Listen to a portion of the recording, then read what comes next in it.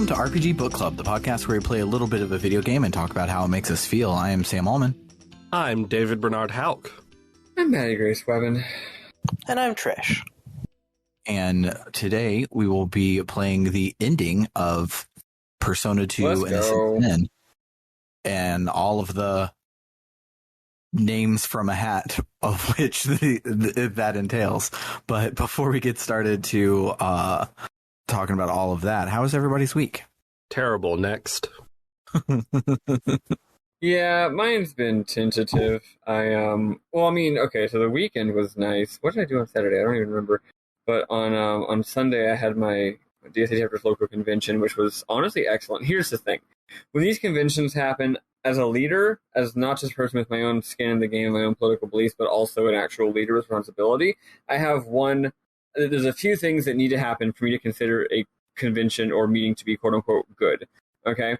The main thing is good posy vibes, comradely conversation and discussion. Debate over actual things and not debate over stupid bullshit that doesn't matter. So we call that substantive, right? Are we debating actual political questions? Do we feel like the debate was worth it and actually is helping us do important work in the real world? And then also, like I said, good vibes, good faith, and people interacting with each other and feeling positive and jazzed up about things. I also prefer it if in the debate we come to some decisions and votes that go my way on at least a couple of things. Not everything, just, I like to get a couple wins because I have certain political beliefs. That's my bar. It's relatively low. Posy vibes, maybe a win or two.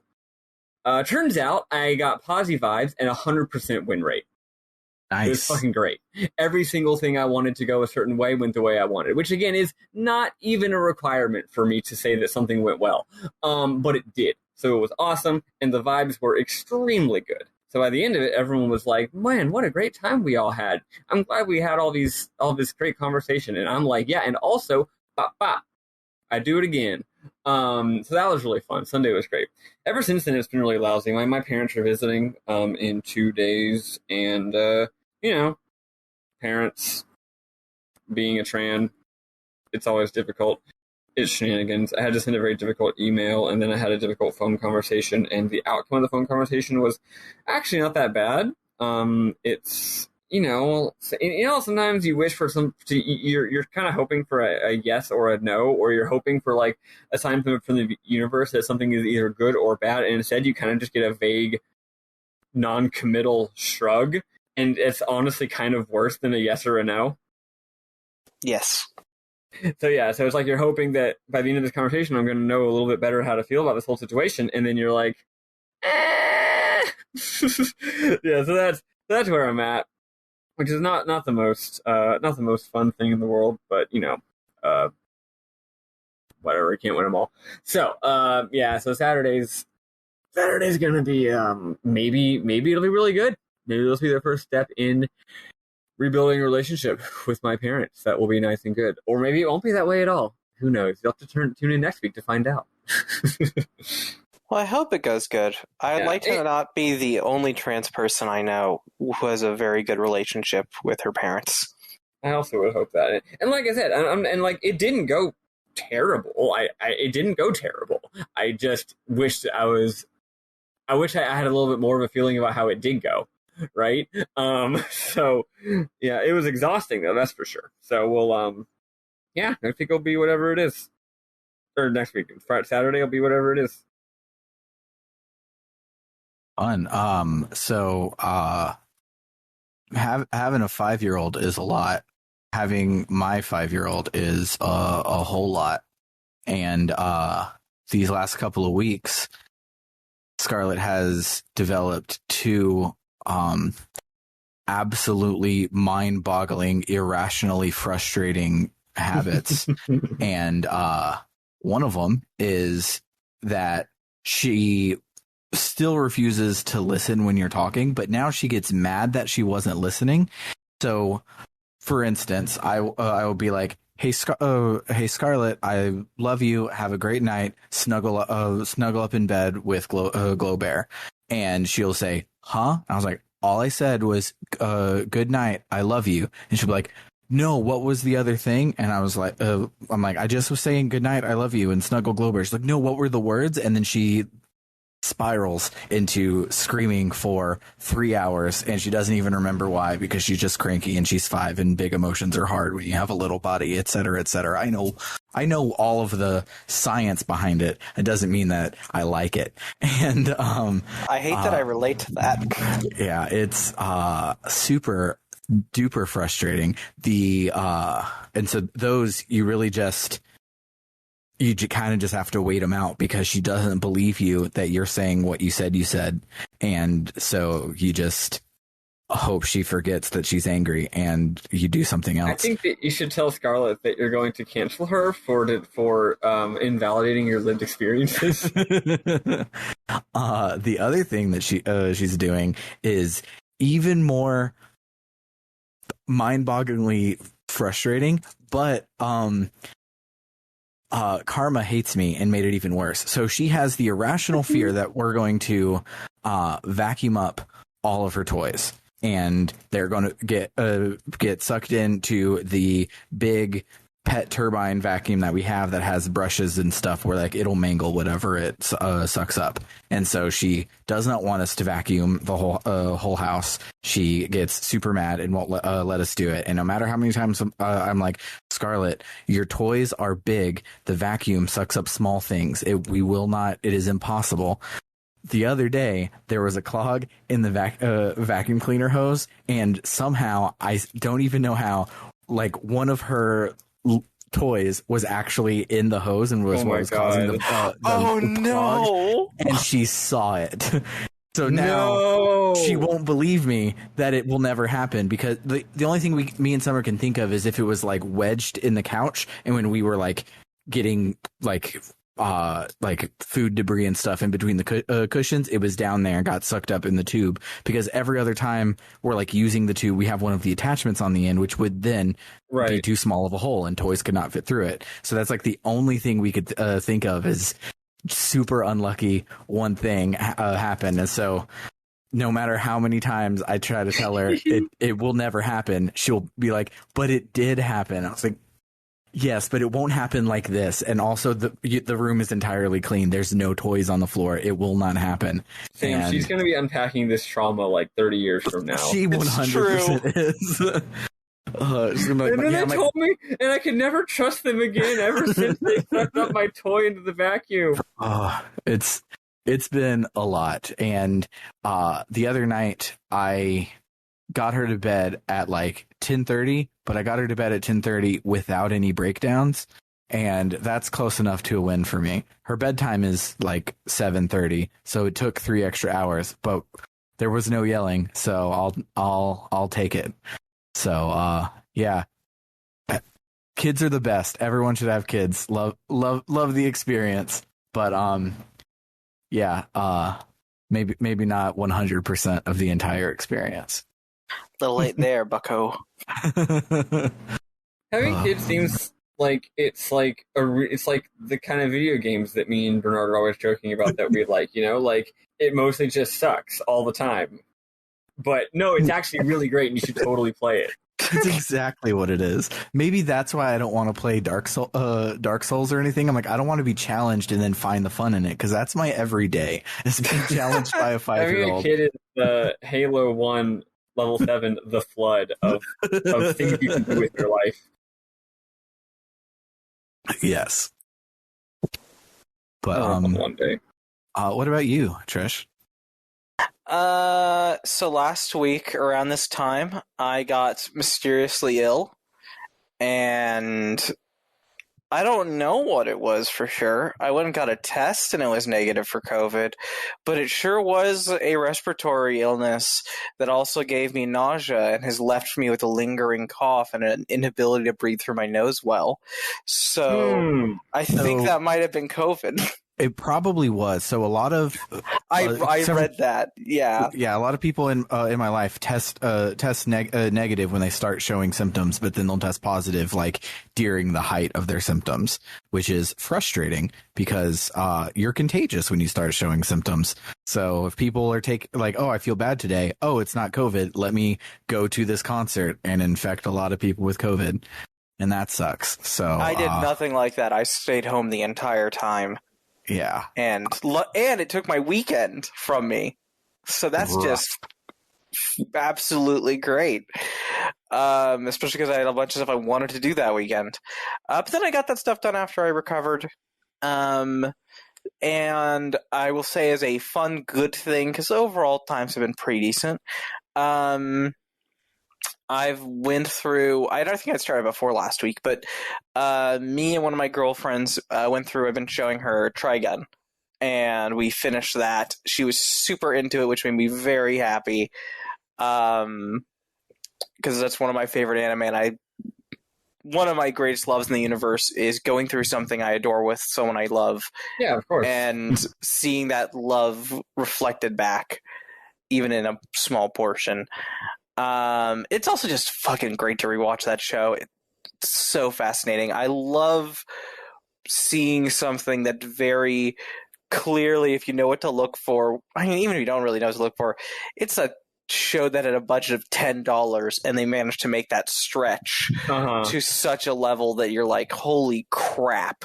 That is a masterful way of making art when you are in a bad circumstance. Mm-hmm. And then I found out apparently it seems like someone's doing a new Trigun adaptation or doing a new Trigun something. And apparently it's a good studio. I haven't seen anything they did, but it's like the people who did Beastars. Okay. So I don't know if it's an adaptation that's going to be a retelling. It's going to focus, because the original anime didn't cover almost anything in the manga, because honestly the manga is not that great, and if it is a just straight manga adaptation, I'm not going to be super interested. But if it's some more original stuff or some continuation from where the last anime went off, I am extremely interested, so we'll see. Yeah. So Beastars looks pretty cool, but it's CG, and Ghost in the Shell standalone complex CG sequel and Cyborg 009 CG sequel both are fucking hideous, and I could not even watch them to see if they were good or not because they were ugly. Beastars pulls it off and looks okay though, so maybe it'll be okay with Trigun. But yeah, I've not been a big fan of a lot of CG animated anime, but from what I understand, like everything this studio has done, which I believe they do mostly or only CG anime, they've been really good. So I mean, that gives me better hopes than... Yeah, I'm in the same spot. I've never seen a CG anime that I thought that didn't just make me say, man, I wish this was not CG. And I don't think it's impossible for that to be good, but I have yet to see it done in a way that I thought was good. Yeah, I like the transformation sequences in Sailor Moon Crystal, and I like all of the sequences in Tokyo Mirage Sessions Sharp FE, and those are the only two that I like. So it's not a very big list for me. I don't like that. Thinking about the game makes me sad because I bought it on the Wii U near the end of its lifespan because I heard it was good, and then I never played it, and it's just sitting there. It's fantastic. I hear that. I'd like to go through. Yeah. I mean, God bless the Wii U. What a good console. Same. I fucking loved the Wii U. Honestly, it was dope as hell. It's okay. You can it's get harder. Battle Network on it. Yeah, for real. It's easy to forget now because the Switch is such a stellar console that it kind of like makes you forget the Wii U. But the Wii U was actually great, and more importantly, it came after the Wii. Like, it came after a pretty dark time for video games and Nintendo. So the fact that Nintendo had this enormous spike in quality of their freaking games was super cool. But then the spike in quality continued, and they've just been doing great ever since, and the Switch is awesome. So, now that the Wii U is not oh my god, Nintendo finally is being good again, it's easy to get lost in the shuffle. But no, it was great. Oh, Yeah. Maddie Grace. What? I believe we're enemies. I love the Wii. I love the Wii era. My favorite Zelda game and my favorite 3D Mario are both Wii originals. Yeah, we are. Nope, not going to get into that one. And that's fine. I have too many conversations about Skyward Sword. I will. Oh, Skyward Sword. Sorry, I thought you meant Twilight Princess. No, Skyward Sword is good. It's a good game. I like that game. Okay, good. No, Twilight Princess on the Wii. No, play that on GameCube. Even though I'm a big defender of Skyward Sword, I legitimately forgot that game existed for the duration of that sentence you said. No, how about that and Galaxy 2? Oh, okay. Well, now, we're less enemies now. At least it's Galaxy 2 instead of Galaxy 1. Yeah, if you were saying Twilight Princess and Galaxy 1, then there'd be Galaxy 2 is great. I just think the Galaxy 2 is I just feel like 3D Land is the exact same thing but better, I disagree heavily. Really? I am a Mario snob, and I mean 3D Land's great. It's fine. Like, it's good, but it's good in the same way like the new Super Mario Bros. Games are good, or Wow. Ooh. That's very offensive. No, anyway, but regardless, I do actually agree with you on principle, though, because those games both came out right at the very end of the Wii era. So I think you could say that Nintendo's coming out of their slump by that point. Also, Wii Punch-Out is a masterpiece, and I will accept no slander. Okay, well, I never played that one, so I can't argue on that one. It's fucking great. Okay, regardless, I maintain there's only one. I still maintain that there are. Okay, I guess I can't jokingly say this anymore, but I used to always jokingly say that there's only one good game on the entire Wii, and it's Sin and Punishment 2 Star Successor. I've heard that was good. But you're right though; those are also good. Speaking of game consoles that have like 3 good games, let's talk about the PSP release of Persona 2. For real, very good segue, Bernard. Fantastic segue. Is it bad that I think we've now played all of the good PSP games? Hey, we haven't played Metal Gear Solid Peace Walker. What other good PSP games have you guys played on this podcast? I'm now curious. Brave Story New Traveler. It was actually fantastic. Great game. Never heard of it in my life. Yeah. And we did not end up playing that other one, Hexus Force. Hexus Force. Which that's I PSP, hear, right? Yeah. I feel what I got from Hexus Force was that it was serviceable, which, I'll take it on the PSP. Yeah, all right, yeah, PSP, man, they really tried their best and did not ever succeed. It never was a particularly good console. Speaking of people trying their best and never succeeding, let's talk about the heroes of Persona 2 Innocent Sin. Good one. I think we got to like 6 attempted segues between me and Bernard there. Me and Maddie refuse.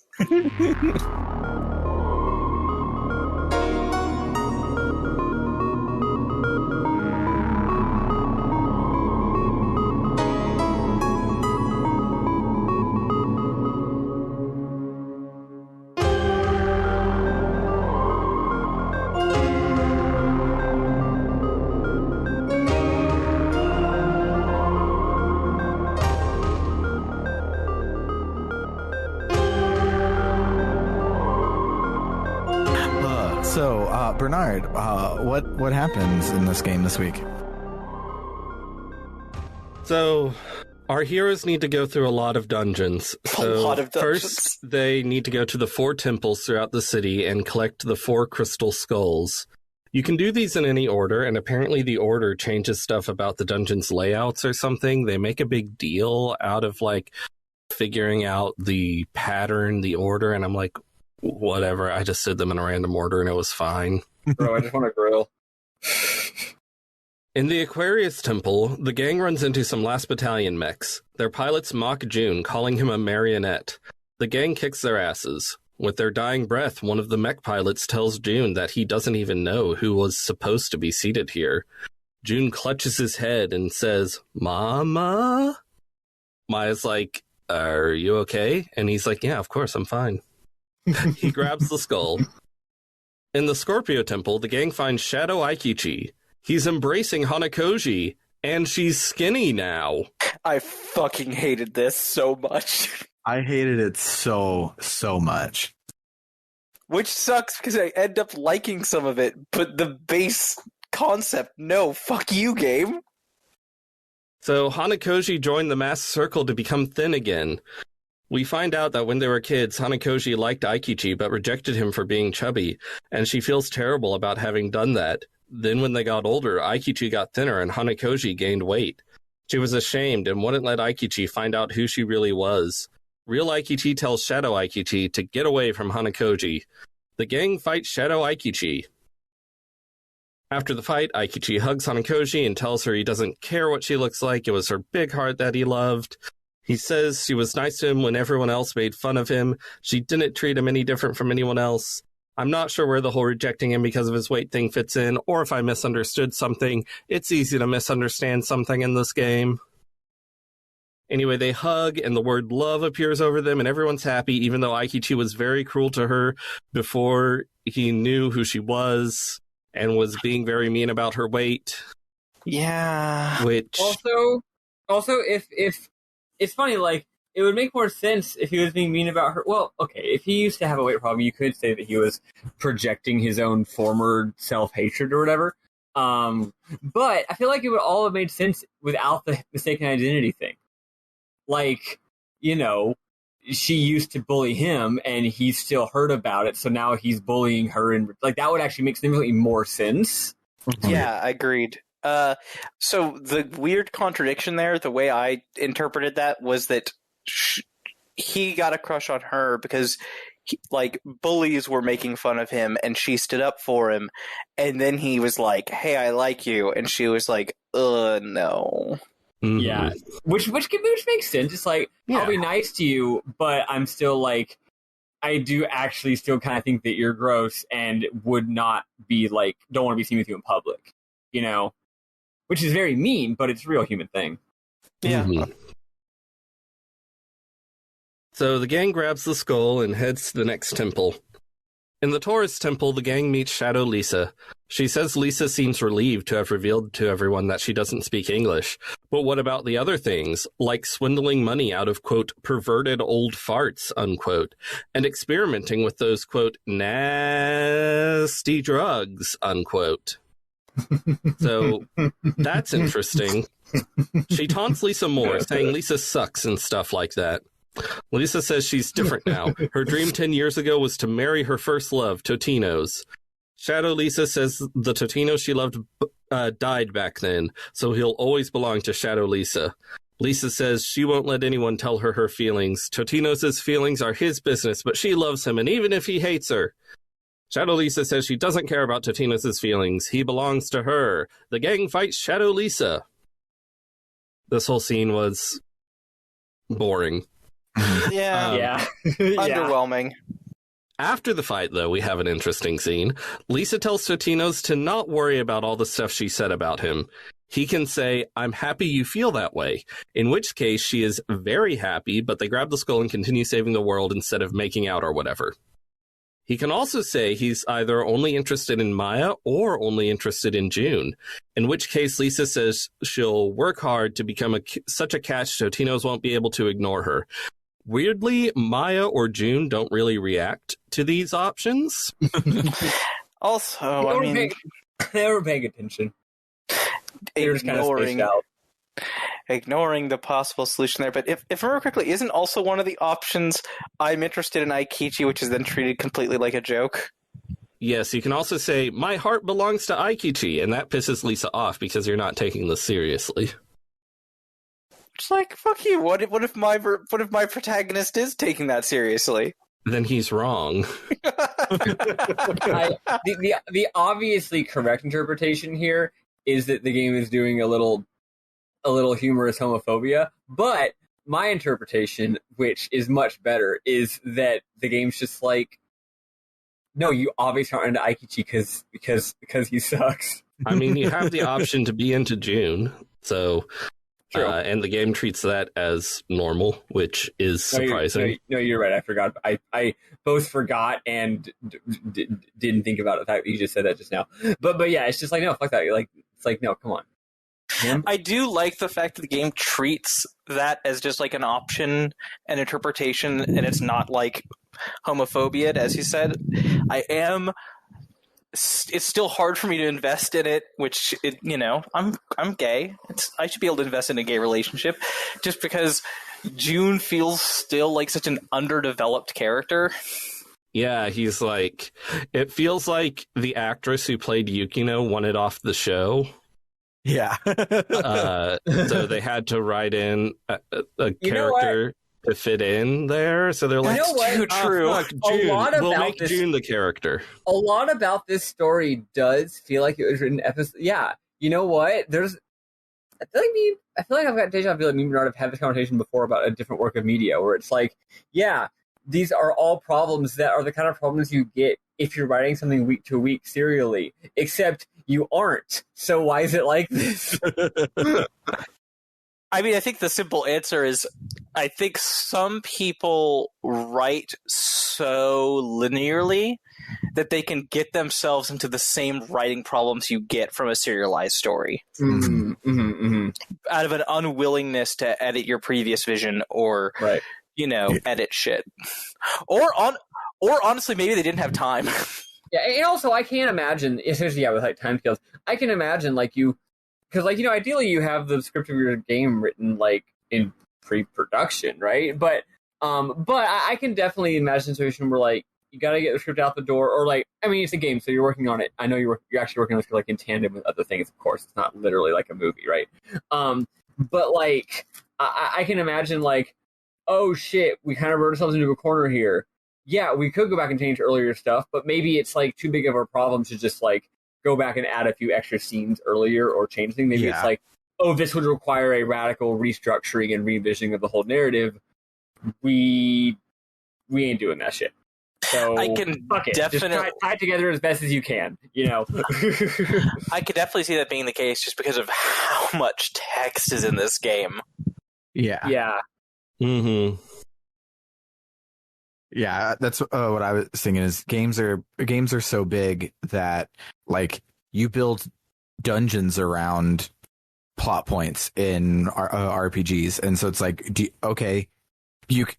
bringing Yukino back was awesome for the fans, but it kind of put us in a corner with the Maia and the June of it all. Do we go back and take her out and undo all of the stuff that has to do with her we've already done, or do we just psych and replace her with June at the very, very end? They might have had 3,000 lines of optional dialogue written for Yukino to go in when you are going around and talking to your party members, and then had so many lines written for June at the end. Yeah. And if you were to move Yukino's departure back so June could get more screen time or something, you'd have to do a whole bunch of new stuff. Mm-hmm. Yeah.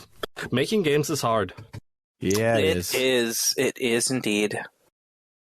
Yeah, which is obviously like, we can dunk all we want, but the answer is probably just making games is hard. Is probably the answer. Yes. In the Leo Temple, the gang finds Shadow Totinos. He tells Totinos he sucks and accuses him of hating June, which of course Totinos denies. The gang fights Shadow Totinos. After the fight, June's like, I deserve your hatred. And everyone's like, dude, we don't hate you. Totinos grabs the skull. Maia gets a call from Tamaki, who says Prince Taurus kidnapped Okamura, saying something about a sacrifice. June reveals that Okamura's first name is Maia, and his father mentioned she was to be sacrificed when the oracle was fulfilled because she has Mayan blood. She is the Maia maiden? So now not only do we have all this stuff, all these different things called Maia, we now have a second character named Maia. And also at this point, I've given up on differentiating when it's an I and when it's a Y. You just are going to have to intuit that. Because apparently the characters who are speaking to each other intuit it. Yeah. June says the bad guys must be heading to Zabalba, and that the gang can follow them through Heaven's Gate at the Narurato Stone at Sevens. The gang heads to the Narurato Stone, now engulfed in a pillar of light, and they're transported to an underground river which June says leads to Zabalba. The gang steals the last battalion boat. Maia drives it very poorly. It's funny, I guess. Then Totino's takes over. I thought it was. I thought it was funny. I thought it was decent. I'm very easily pleased, but it's a running joke. Person is bad at doing thing is one of the fundamental food groups of comedy, and as someone who is bad at most things, I'm never gonna not laugh. I get you completely. And it's also specifically the flavor of person who's bad at doing things but is very confident they are not. Yes, for sure. Yes. So they tumble down a waterfall, but they're okay. They arrive at Zabalba. As the gang heads into Zabalba, they see a scene from the past. Baby June tells the gang that his dad is awesome. Then some kids run up and say his dad is actually a deadbeat. The scene ends, and present June seems distressed and confused. The gang then stumbles upon a room full of dead masked circle members, including Prince Taurus. They figure they were killed by traps because they've been dealing with traps throughout the dungeon. Okamura is nowhere to be found. The gang presses on and encounters another flashback. In this one, baby Maia and her father are at the shrine. He tells her if she prays at the shrine, her dreams will come true. She prays that her dad will stay home, but he says he has to go because this job has been his dream since he was little. Big Maia has big feelings about her father leaving her and her mother behind while he went off to cover a war zone and get himself killed. In another flashback, the kids are all being picked up by their parents, leaving just June and Maia. Maia asks if June's mother is going to pick him up. He says he wishes Maia was his mama, and that his mama hates him, but his dad is great, really. June's father, in a nerdy outfit, shows up. June insists that this man is his uncle. The man doesn't deny it and just leaves with June. Back in the present, June is again distressed and confused by the past. Lisa says the man in the vision looked exactly like the ghost in the clock tower from the beginning of the game. She says, June's dad wrote the In Lakesh, right? And its author supposedly died in the clock tower? Then June's dad, ... question mark? And I'm like, no, keep going. I'm having trouble here. The gang continues, and Maia starts acting like she knows something about Zabalba that the others don't. They come upon some last battalion mechs and fight them. After the fight, one of the mech pilots addresses June as Marionette again, and asks him if he wonders where his mother has gone. The mech explodes. When Totinos talks to June, he says, I haven't seen her in a while, but my mother should be living happily with her lover.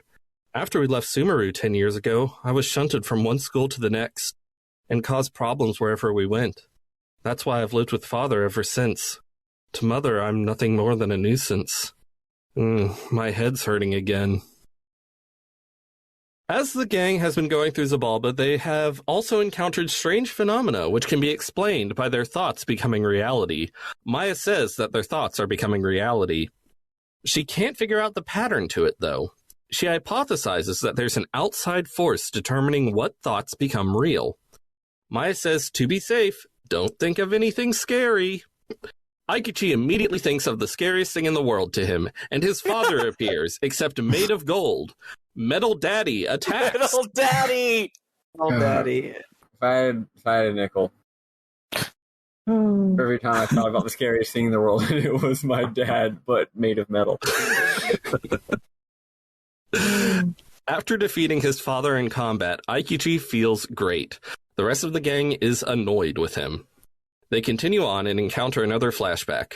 In this one, the kids are at the shrine, and June's father, in a cool outfit, arrives to take June home. The kids are like, wow, your dad's so cool. But baby June is acting a little weird. The man tells June to come along. Mama's waiting. Distressed and confused yet again, present June says, Mama, don't erase me. Don't hate me. Help me. Papa. Then a golden June's mom appears. She's in this game too. She says everything would have been better if he'd never been born. Now vanish from this world. June starts to fade away, and the gang must fight Metal Mama without him. After the fight, Maia encourages June, and he unfadeaways. He says they need to defeat him. And Lisa's like, you mean your dad? And he's like, you'll see when we get there. And I'm like, okay. Clearly people are allergic to explaining things. Yes. We see Okamura enter a chamber housing Mayan aliens in suspended animation. The gang enters after her. She yells at the aliens to awaken and lead mankind to become Idealians. June tells her that all of this is his dead father's delusion brought to life by her expectations. He says his father, Kashihara, warned Okamura that the Oracle of Maia must not be fulfilled. He didn't wish for the world's annihilation. Okamura says some wild shit about how she hates June's mom and she would have been a better wife to Kashihara. Then the aliens wake up. They knock Okamura aside and attack the party. After killing some aliens, the gang checks on Okamura and finds she's unconscious. June says the last step in the Oracle is the sacrifice of the Maya Maiden, a woman with a strong blood connection to the Mayans. It seems Okamura was willing to die to see it fulfilled. Lisa's like, hey, you said your father's dead, so who's the bad guy?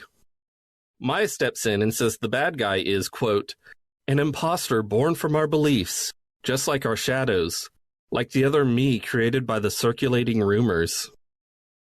June admits that as a kid, he didn't want his friends to know about his father, so he had lied to them. They had had crazy theories about his dad, which created the fake one. Rumors were becoming true even back then. Maya says someone's been watching them all this time, and Aikichi asks if that's who's been making rumors come true. June says it'll be faster to ask him in person. They should meet him soon.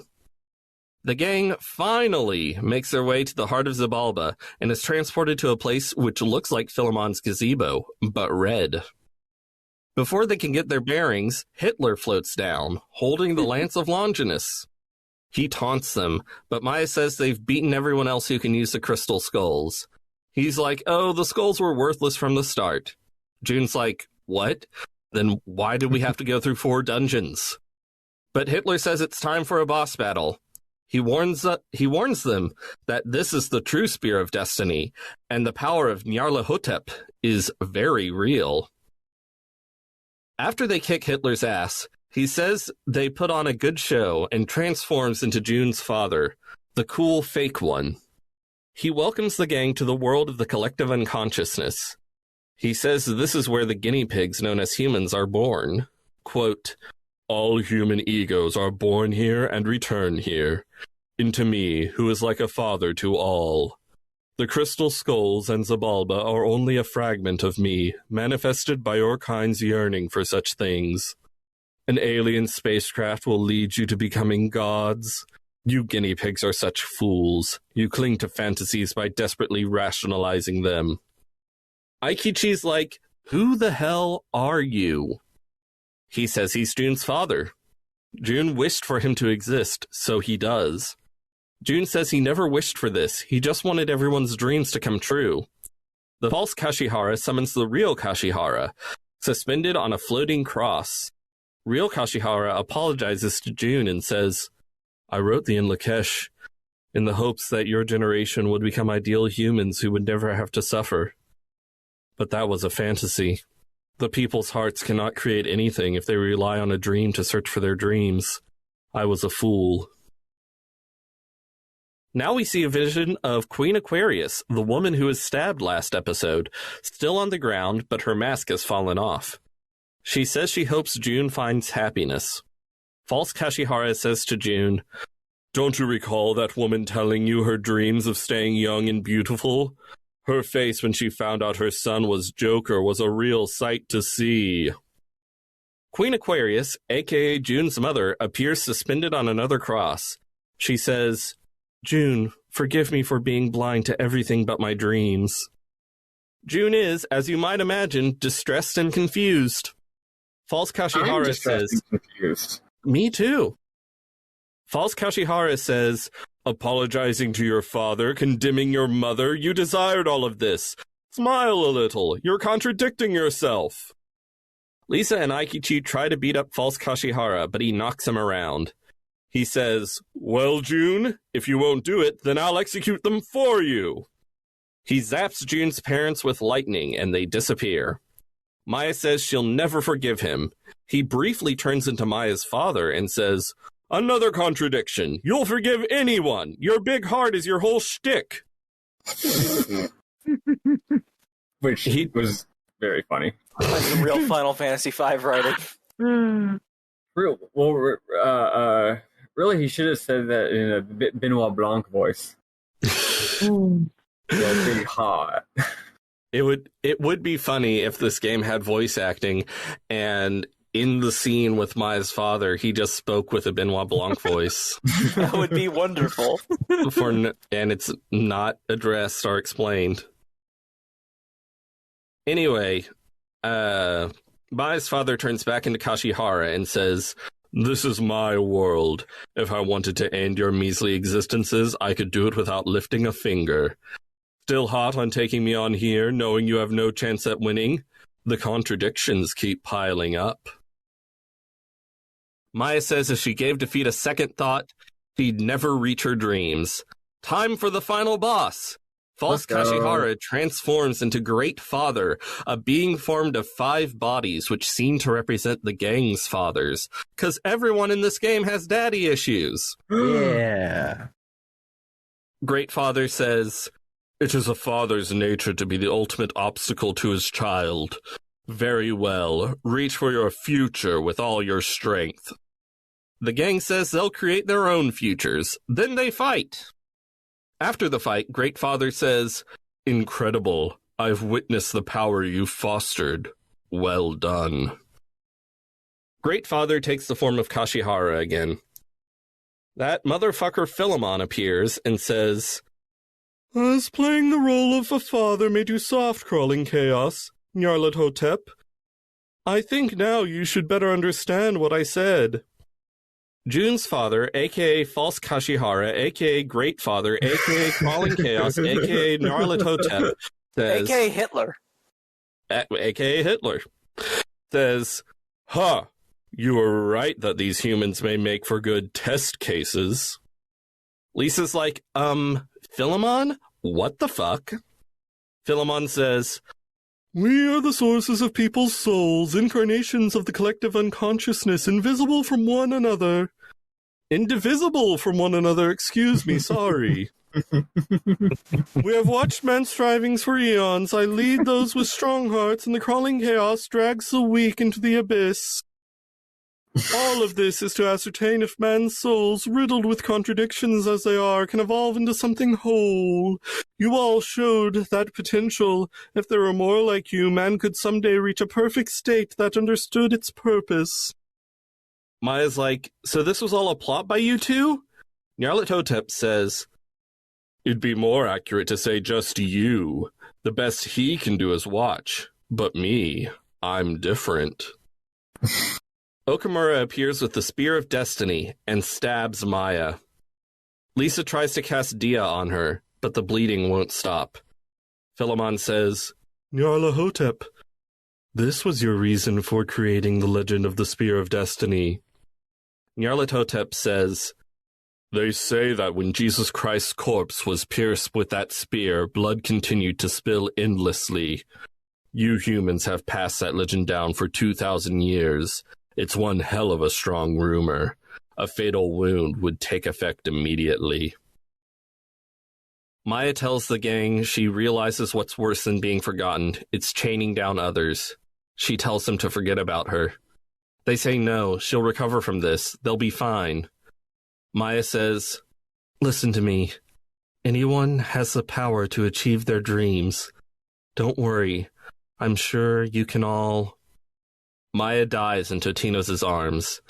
Nyarlathotep says, "Anyone has the power to achieve their dreams, eh? Your namesake, deluded to the end, has been sacrificed. The dream is fulfilled. And out of respect for that, I'll grant you the dream of destruction that you humans always wanted." The Oracle of Maia is fulfilled. We watch as human civilization is wiped away. Nyarlathotep says, "You've all learned something important here, the undeniable truth of the world that some things cannot be changed. I am the shadow of humanity. As long as there is darkness in your hearts, I'll never go away. Behold the crawling chaos's final ordeal. He turns into a freaky monster and flies away with Okamura. Philemon says, "There is one way left to change things, to erase the fact of your meeting on that summer evening. The first strings in his wicked web of fate were spun on that day. If that one point ceases to exist, it will give rise to an alternate timeline, one which does not lead to this tragedy. They have the power to change the flow of history and stop themselves from ever meeting each other, but they'll lose the time they spent together. Philemon says there is no other way, and if they want to defeat the crawling chaos, they must create a new world where people don't wish for destruction. The gang is determined to move forward with this, but say they won't forget each other. Philemon tells them to focus on their new reality, and the power of their will lead them to a new state. One by one, June, Aikichi, and Maia's body disappear. Lisa steps up to Totino's and kisses him. Just a little something for luck. I'm sure I won't forget you now, Totino's. Lisa disappears. Philemon walks up to Totino's and says, Now we will not see each other again for some time. Is there anything you would like to say before you go? Totino's can either thank Philemon or hit him.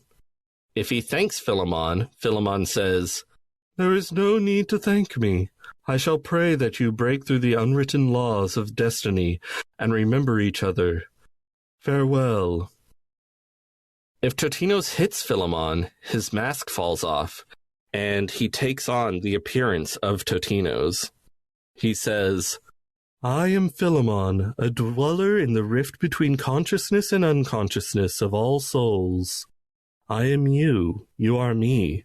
I shall always watch over you from within. Farewell. Either way, Totino's disappears. In a Technicolor dreamscape, Aikichi, Lisa, and June appear before Totino's one by one and promise to meet him again. We see flashes of the gang living lives that resemble their old ones from before the adventure, but they're different. Lisa watches Totino's from afar at Sevens, still crushing on him. Aikichi has band practice with his friends. Hanakoji is there, and is thin, interestingly enough. One of Aikichi's friends suggests asking that cool kid Totino's DiGiorno from Sevens to join the band. Aikichi says it couldn't hurt to meet him. At a TV studio, Jun congratulates his mother on a great performance. He tells her he's decided to become a teacher after graduation, like his late father. They seem to have a good relationship. Lisa, Aikichi, Jun, and Yukino's paths all happen to converge outside a train station. Totino's walks past as Maia hurries out of the station, running into him and dropping her things. As Totino's helps her pick up her stuff, they look into each other's eyes. Maia smiles and says something we don't get to hear. Across the street, we see Philemon's butterfly. After the credits roll, the phrase "always by your side" appears on screen. The end. Yeah, so I was watching the game movie of this, and I thought that, like, for dramatic effect, they had picked the bad ending, because this feels like the December ending for Persona 3 type thing. And I guess technically it is the bad ending because there's another game, but it was a very, I was not expecting that, because like these are the sort of like monkey's paw type things that they give you in the later Persona games when you get to the end, where it's like, okay, well, do you want to give up your memories and go back and make none of it happen again, or do you want to say, fuck you, I'm going to attack God and dethrone him? Type thing. And so when I saw that you could hit Philemon, I was like, oh, that must have been the one for the good ending. But then the Let's Play did both options, and both options lead to you doing this instead. Did you really think there was any reality in which this group of 5 people manages to avert a tragedy? Damn! Fucking owned. Wait. What? Yukino told us to not let Maya drive, and we're about to let her drive the plot. Oh no! Oh no! Yeah, I gotta say the game's been losing me for a bit. But you can it's kind of cheating to just throw a really good ending on something and hope it just redeems it all. But it's kind of a cheap trick. But good ending. Honestly, I agree completely. The game was losing me for a bit. I have some positive stuff I do want to talk about a little bit when we get to memorable moments, but I enjoy the concept of the bad guy kind of planned too hard, and the apocalypse was almost unstoppable no matter what our characters did. And so their only recourse, once it hits a certain point, is just going back and starting a new timeline. Well, here's the thing. We're totally fucked. Maybe we can go back in time and change it from ever happening. That's the plot I've seen a bunch. Sometimes it means you go back in time a little bit to stop the one thing that you did just a little while ago, like if you're like Homestuck, or if you're Zack Snyder's Justice League, also normal Justice League, but I didn't see the normal Justice League. We don't talk about those movies. Yeah, but that's how Justice League rules. It's a great movie.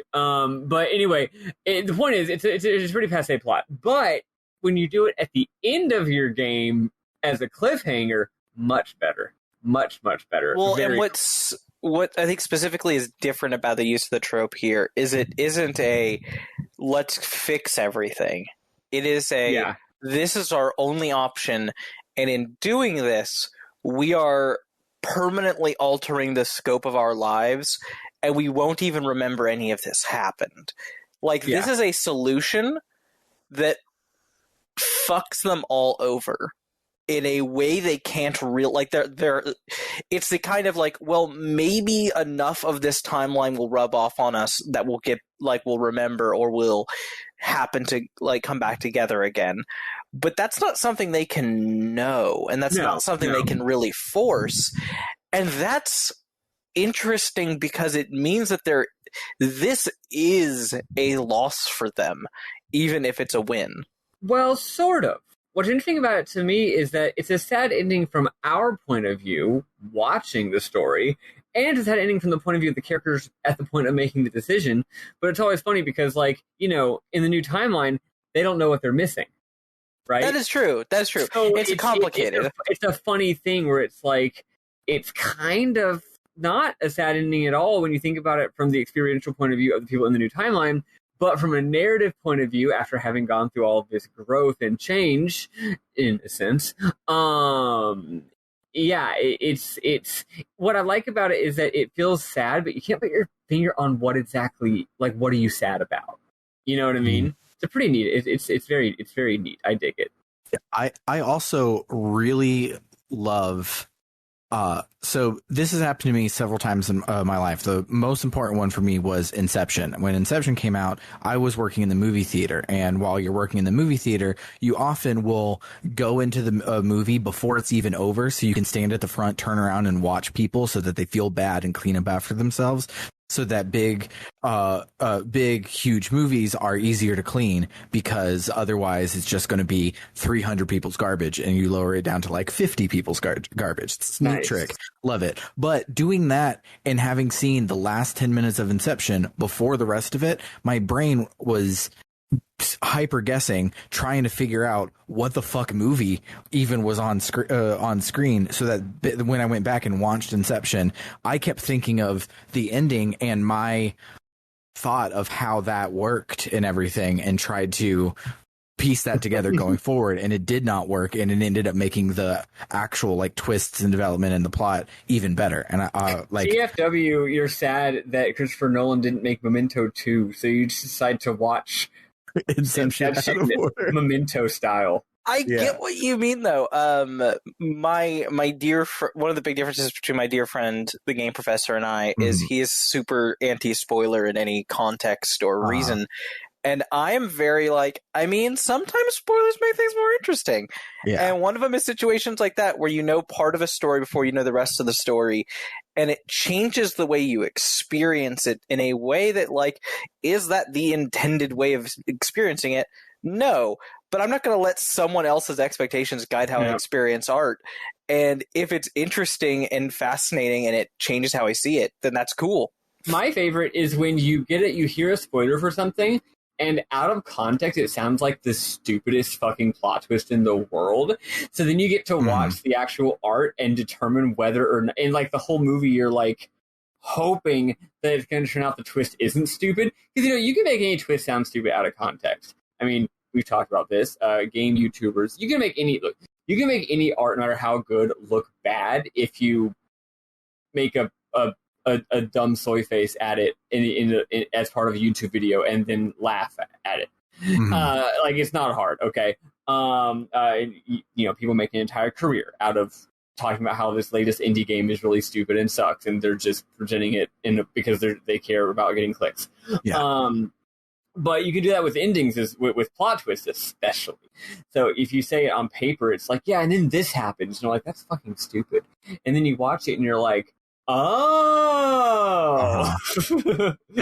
And so here in Persona 2, I am playing it 20 years after it came out, and I know that there's a second game. Imagine playing this in 1998 and your JRPG just ends on this sour-ass note. Yeah, it's very cool. It's fucking cool. I low-key think it's a better ending if it's an actual ending, in a sense. That's why I kind of feel like I'm hoping the second game isn't going to be like resolving this problem necessarily. Right. It's just a new story in the new timeline. Yeah, I've got a feeling that that's probably what it is, because this is a very good ending the way it is, right? Like, yeah, like saying we're going to go back in time and fix it all, but then not showing that happen, just leaving it as sort of, and then they did it, is cool. It reminds me, funny enough, it's funny, Sam, that you say it seems like a bad ending, because it reminds me of the bad ending in Chrono Cross. Remember the complete non-ending in Chrono Cross? Yeah. Yeah. Good stuff. But, yeah, let's listen to some Persona 2 music, and then we'll talk about our memorable moments and final thoughts, or midpoint thoughts, and finish up the episode for today.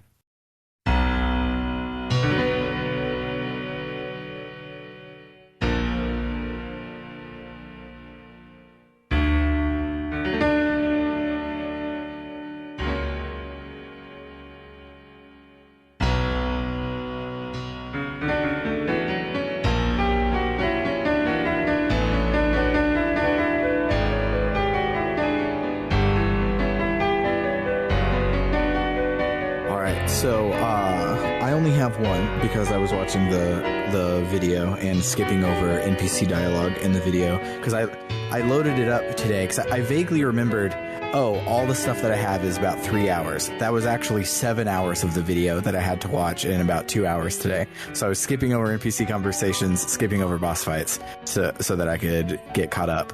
But the pixel art for Aikichi hugging Cozy and it popping up love, and then the ensuing like 6 dialogue boxes or whatever was so Scott Pilgrim versus the World, and I loved the shit out of it. It was so good. If Bernard had not explicitly mentioned the love popping up graphically, I was going to have to mention it. It's very cute, but also like that's not a visual language that the rest of the game does. So it's like, what? Okay. It only works because it's Aikichi who is having the moment. If anyone else were having the moment and it did something that silly, it wouldn't work. Yeah. Totally. Big agree, which is an interesting choice that the developers probably were aware of that. They're like, yeah, no, we're going to reflect this goofiness by being a little extra goofy. I like that you can say you like June, and I like the way Lisa responds to it. She is not totally normal about it because, I don't know, a Japanese high school girl in 1998 probably wouldn't be totally normal about it, but she also isn't totally weird about it. It feels very real, and I like it. Mm-hmm. it's really funny. I must have just like not noticed this because I just did not notice this was even an option or click on it. But going based off of what you said, because I did not myself experience this, it is neat when sometimes in art people try to be like woke or inclusive, but they do it in so far where it's almost like no, but in the real world people are actually weird about things. You know what I mean? I absolutely get what you mean. Like in a TV show where like a person comes out to their parents and they're just like the most incredibly loving ever, and I'm like, man, that is like so far on the edge of the normal curve. Like even the best parents ever are still like probably gonna need a second or something. Like if you're like gay and you come out to them, right, or something like that. So it's like you're trying so hard to be inclusive that you're like going into the realm of unreality. Yeah, I get that. I guess I run into there's the issue of for a lot of people, and I think it's important to have queer stories that do focus on the rough parts of being queer, but also it's nice to also like just kind of have a little bit of wish fulfillment of like, hey, what if what I wasn't a big deal to everyone all the time and I could just fucking exist? Like that is a form of like wish fulfillment that it's okay to get from entertainment. And then also, it's also important, especially with the history of how queer people have been represented in art, having something where we aren't just fucking downers all the time, and we're not tragedies and sadness incarnate, is really important, because that is the history of queer representation from about the mid-'80s onward. Yeah, that is true. Actually, to reference my week, when I emailed my dad earlier this week about that thing I was telling you about, right? I mentioned something about how like, what did I say? I was talking about how I wanted us to be able to openly discuss like the fact that I'm trans instead of just ignoring it like we've been doing. But then I had to put an aside where I was like, for the record, I'm not saying I want us to have an hours-long conversation about this. In fact, I pretty much never talk about it in my own life because it's just a basic fact of existence. It's not an interesting thing to talk about. But I'm just saying we should be able to talk about it. And I'm like, you might think that I want to have some long conversation about it. No, I don't actually. Yeah. Also, I'm someone who, I hear when you say that, I'm just like, the thing about like parents reacting super well, I'm like, when I came out to my parents, they were like, "Hey, do you want us to send you immediately? Just like, do you want us to send you money for a new wardrobe?" And I was like, maybe, I don't know. But they were very supportive from the start. And I know maybe an outlier experience. True. Okay, but maybe something I was thinking of as being literally outside of real experience is actually just uncommon. Yeah. But yeah, no, I definitely get what you mean. Yeah, so Maddie, the reaction to the June thing is literally like her being like, "Oh, really? Oh, okay. I guess I'll have to work hard to be like just as cool as he is then." Like there is a moment of like, "Oh, I did not even consider that was an option." Yeah. And that's neat. That's actually really neat to me. Oh, absolutely. Although I would like the moment a lot more if I liked June a lot more. Yeah. It's like, in a vacuum, the concept of our protagonist having a legitimate romantic option who is of the same gender is cool. It's just the option in question is a cardboard cutout. Yeah, but I will say by the end, once you get your big freaking lore dump about June, it's like, I am now fully able to see what they were going for, and thematically there's even a lot of resonance there. But, there's a difference between something existing conceptually and, like, dramatizing it using good writing, and they just really don't. So, I do think I like June now, but only on the purely intellectual, just like, okay, kind of level. Absolutely agreed. Maybe I would like June more if I had taken more time to invest in the optional dialogue, because by the time June was in the story, there were Nazis in town. I was ready to go, and I was playing on a deadline. I didn't do like any optional dialogue, but I did a lot of optional dialogue when Yukino was in the party.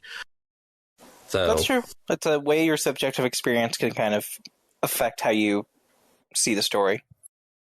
Mm-hmm. For memorable moments for me, very minor one, but I've been tracking it throughout the game, so I might as well go back to it one last time. The trans guy in the armor store. I was hoping to get an update on that. Yeah, update on that. There's nothing relevant. It's just about him talking about the Mass Circle fighting the last battalion and shit, because he is a member of the Mass Circle.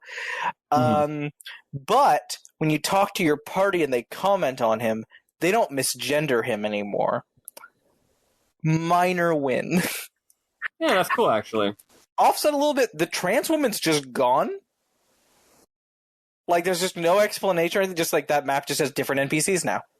When it had the same NPCs the entire game up to that point, and other areas have not had that change. And I'm like, what happened to her? Where did she go? Maybe they're giving a very specific kind of trans representation, and she joins the last battalion. No! Oh, no. And then some notes about the Leo Temple. First of all, holy shit, June is very horny for Totino's in that dungeon. Like, also, I just found the confrontation with his shadow very interesting, especially because it's his shadow actually talks.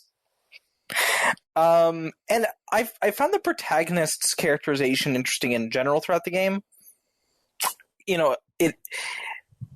I think it walked that line of, like, he isn't really a blank slate protagonist. He clearly has a character and a history to him.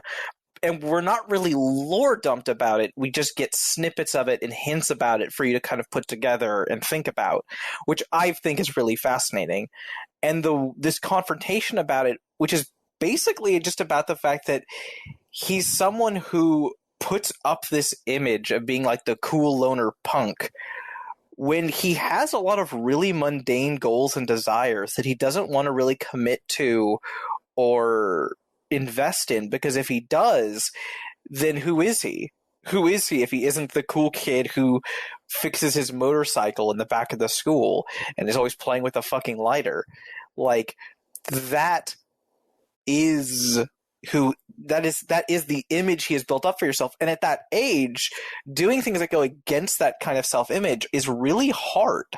And it makes him kind of worried that he's a phony. And, like, yeah, that's a real fucking teenage struggle. I can understand that.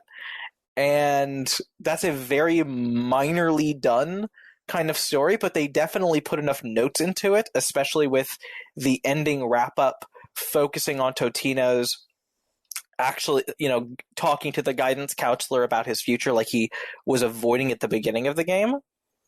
I don't know. I found that really interesting. I thought that was a neat way to give the main character a character arc while still having him as a silent protagonist. Yeah. Big agree. And, like, I don't care about the character that it ends up being portrayed as. It's like, who cares? Like, can't really relate. But on a formalistic level, like, yeah, I honestly, maybe one of the most impressive things about the game from, like, a craft perspective is, like, how to have a character that is very finely walking the line between player insert, blank slate, but also, like, is a guy. And they did it by, it's not, the details of his life don't matter, but what matters is you get so much characterization based on how people talk about you and how people respond to you. And that's, like, really cool. Which also, you know what? I hadn't thought about this till just now, but you're a teen.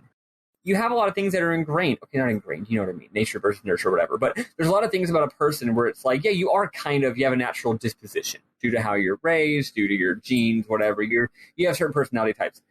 But you're not a fully formed human being yet. You haven't decided what you're doing with your life. You haven't done all the work that you generally don't do till you're an adult of actual self-creation. So you are kind of a blank slate that also has some specific qualities. Yep. So, like, the main character is in many ways just being the same way that any teenager is.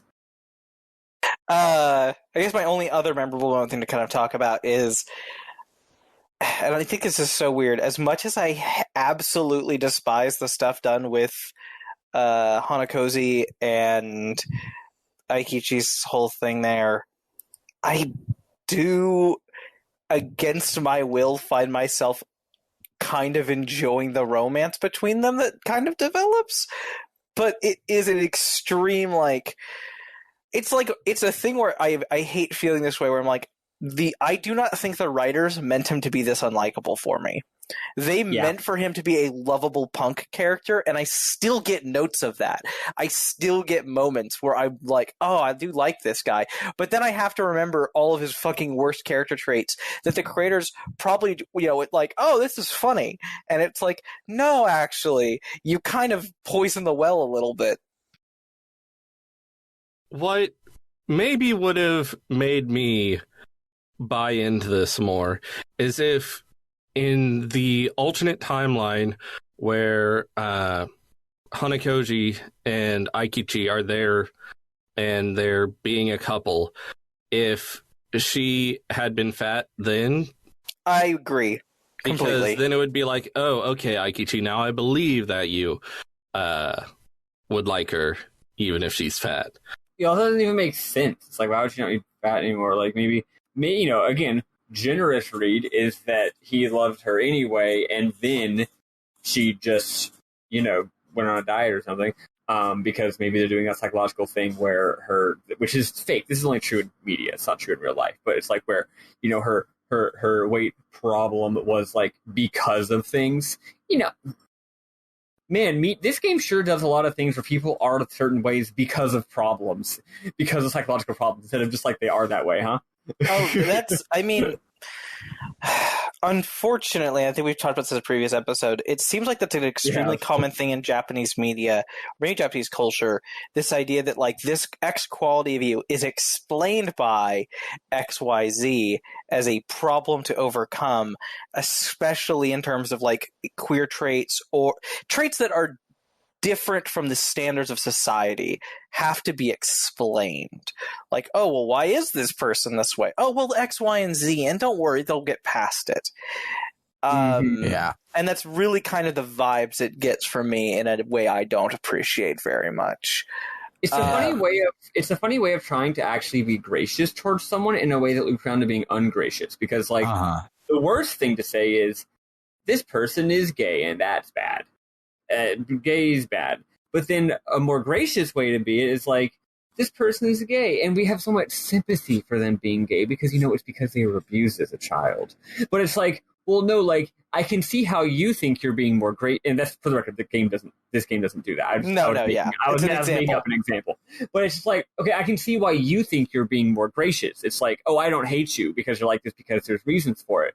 But it's like, well, no, why don't you just be like, you're this way and that's fine, actually. Or, even better, you're this way, maybe it is because of reasons, and that's fine, actually. Which is often true in real life. Like, sometimes it's hard to suss out what part of your identity is for quote-unquote reasons and what parts aren't. Yeah. I will say, just because this game did delve into a lot of fat phobia at points, and it's been a reoccurring thing to talk about here. I saw someone talk about this a while ago, and I just want to put the vibes out in the universe. Maybe if we, like the game says, make it a rumor, it'll come true. We need more media of characters who gain weight as a sign of being healthier with themselves and their mentality, as a way of like, oh, they're getting better with their depression. Oh, they're actually making progress in life in a way that's really good, as a sign that they are healthy.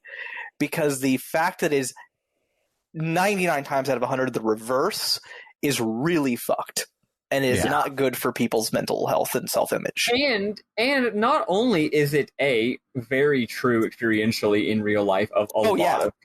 I have a friend who she doesn't live here anymore. She moved away, and I recently saw a pic where she'd gained a pretty good bit of weight. She's got a real chubby face now, and she used to be a lot thinner.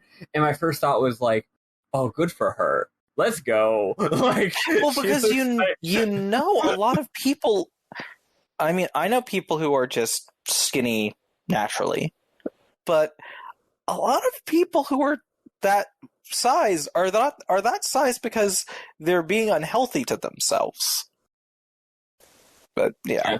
But also historically though, back in the day, like way back in the day, it was like not even as contingent as we're saying. It was like obvious. Like if you're drawing a person who's rich and powerful, they're going to be very large because that's showing that they're not poor and starving. Yeah. You know what I mean? Yeah. It's that used to just be the default like way of like a person being thriving and powerful was that they're like very fat, right? Like Yeah, no, standards of beauty are entirely cultural and change with time.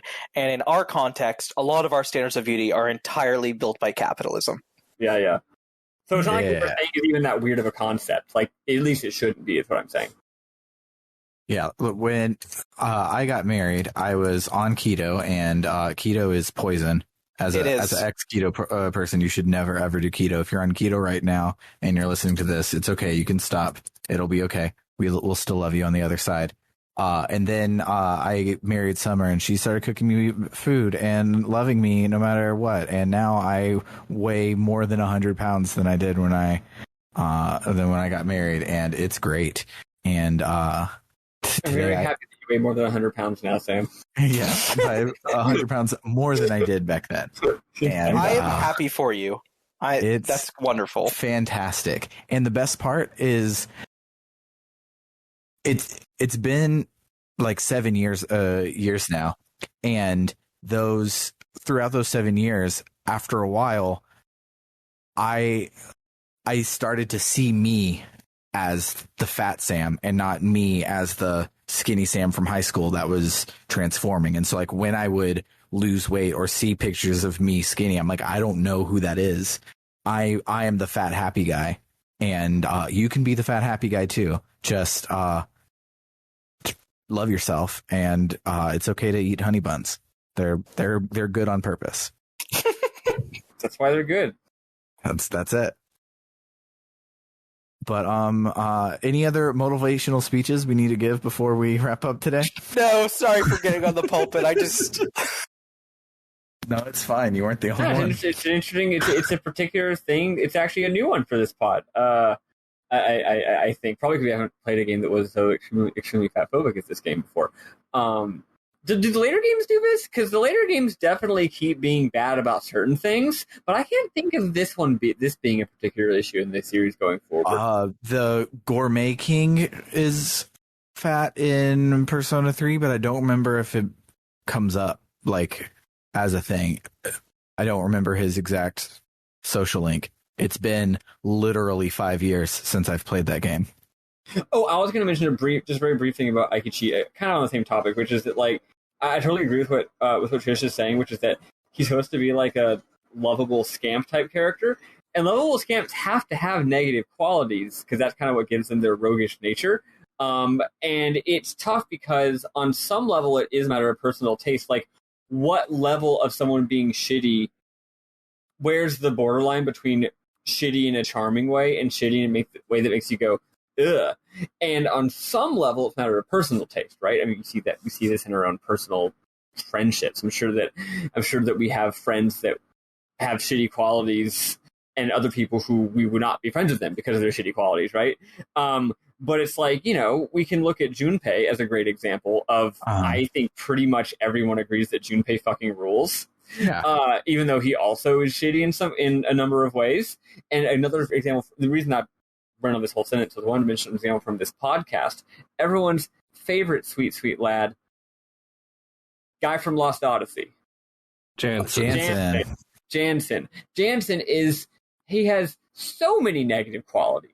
He has innumerable negative qualities, but we love him. And we didn't just love him after he became revealed that he was a sweetheart on the inside. We loved him from his first cutscene when he had no redeeming qualities. So, it's a hard thing to pull off as a writer, is what I'm saying. And this game does not even, it absolutely does not do it. But it's interesting to think about like how there's only a very subtle difference between this character and other characters that we would love, actually. I mean, I do like Aikichi. I just don't like him as much as I could if he were better. He's no Junpei. Yeah, he's no Junpei. He's no Ryuji. I was about to say he's no Ryuji. He's no Ryuji, Kanji. Most people see Kanji falls on the too far don't like him side for most people, from what I'm hearing. But I love Kanji. I love Kanji. Kanji is the best. I really need to play Persona 4. No, you don't. No, you don't. Oh, never mind. Okay, then.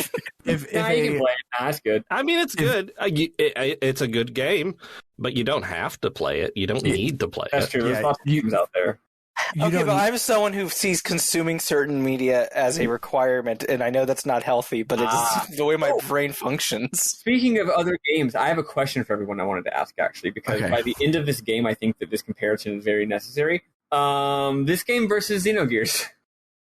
I haven't played Xenogears. I don't know. See, I wasn't sure if you had or not. So I am going to give it to this game for only one reason. The pixel art on the textures matches up better with the pixel art of the sprites, so it visually is a more cohesive experience than Xenogears was. That's Basically everything else I give it a Xenogears, but everything lined up and looked really pretty in this game, and sometimes that didn't quite work in Xenogears. My, I think, 2-sentence assessment is that's a very good point. I hadn't thought about that. You're totally right. This game won what you just said, but on the other hand, Xenogears, its use of its 3D geometry, I would say, is significantly better. So graphically, you got pro and con there. Narratively, I actually think that the creators and writers of this game have a much deeper understanding of human psychology and the heart and how it interacts with reality and society. I think a lot of these metaphysical psychobabble shenanigans in this game seems to be coming from a place of actual relatively mature and sophisticated understanding. On the other hand, their grasp of dramatic plotting is way worse. So Xenogears simultaneously, I think, has a lot less of any idea what the fuck it's talking about, while actually making a lot more sense in the end as a gestalt because of its narrative qualities. Yeah. I'm going to say 35 hours into Persona 2 Innocent Sin, I had beaten the game. 35 hours into Xenogears, I got to the beginning of the plot. That is a very good argument. So this is the first JRPG I've finished since I finished Tales of Symphonia, I think, a year-ish into the pandemic. It's been a while since I've finished a JRPG. I have to thank the podcast for getting me to fucking do that finally. And it is interesting because it's been a real roller coaster of expectations and results. And I feel like my thoughts at the end are like, man, this game had some ambition. It had some really cool things that I'm really happy it played with and did interesting things with. But it also stumbled and fell on its ass so many times that I'm kind of left with like, this is an interesting experience. I'm glad I played it. It's not one of my favorite JRPGs, but I really enjoyed a lot of it. And I'm still extremely happy to have played it and talked about it with you all. Yeah, I really like seeing what Persona was like before modern Persona, and I don't necessarily like what Persona was before modern Persona, but I'm glad that I played it because it's narratively interesting. But I made the executive decision that for the second game, I'm only going to watch the game movie because I just don't like this battle system compared to future ones. So I just don't want to do it anymore. But that's fair. Yeah, I get to be the Eli. We always told Eli, because he would be like, "Oh, I'm a flake or whatever," because I'm only going to watch the Let's Play this time. And we were like, no, that's valid. And so now I get to be the valid one that just watches the game movie. I mean, that's how I went through the Danganronpa games, and that's valid. Yeah, I really, really, really like it visually and narratively. I just still don't really understand how I was supposed to have been getting personas the whole time. Yeah, I have no clue. It's like you had to have double your playtime. Yeah, I don't know. I don't know shit about shit. So I'm going to choose to not do it, especially because I hear the second game is actually hard. So good luck, everybody. But so I pulled up I have a list of my top JRPGs on my phone, and I just added JRPG to it in a vague ranking, which constantly changes whenever I beat one. And actually, I ranked Persona 2 Innocent Sin directly above Xenogears. Oh, wow. The comparison, I think, very obviously begged itself by the end there. Yeah.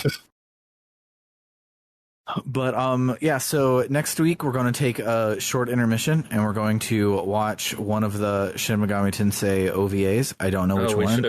We should have figured that out. Yeah. We'll do one of them. I don't know which one. It'll be in the show notes. I give probably the first one. Yeah. Would make more sense to do. I just don't know the name or anything about it. So it's Digital Devil Story Megami Tensei. Perfect. So we'll do that for next week. And then the week after that, we'll keep on trucking and we'll see how to make a sequel where the timeline doesn't exist. Hell yeah. Very, very excited. Yeah, so I think that'll do it for the week. So if you like what you heard here today, you can check us out on the web at www.rpgbook.club, where you can donate to help us keep the lights on. Any and all donations, including the membership tier of $1 a month, gets you access to polls to vote on what we play next, which won't be for a while because we're doing a big ol' honker of a two-parter game. But you can do polls what we play next. You get access to our Book Club no Kaseki series a month before it hits the podcast feed, and you get a cool green name tag in the Discord server. If you up that donation to $5 a month, you not only get all of the above, but we read out your name at the end of the episode, and it sounds a little like shout-outs to Cerebral Wind, Anthony Lerma, Vimk, Jfro Prime, Eli Bergmas, Doho, and Tuxedo Ken. And then if you really like us and you want to upgrade to the $20 a month tier, we will not only read your name, but we will also plug a URL or whatever of your choosing. And since our luminary is Carr and he is a dentist, he does not have a Twitch stream, so his plug is for your mouth. God damn it. And he says that you should brush your teeth twice a day, most importantly, the time right before you go to bed. But for RPG Book Club, I have been Sam Allman. I'm David Bernard Hauk. I'm Maddie Grace Webben. And I'm Trish. Toodaloo, folks. Goodbye. Bye.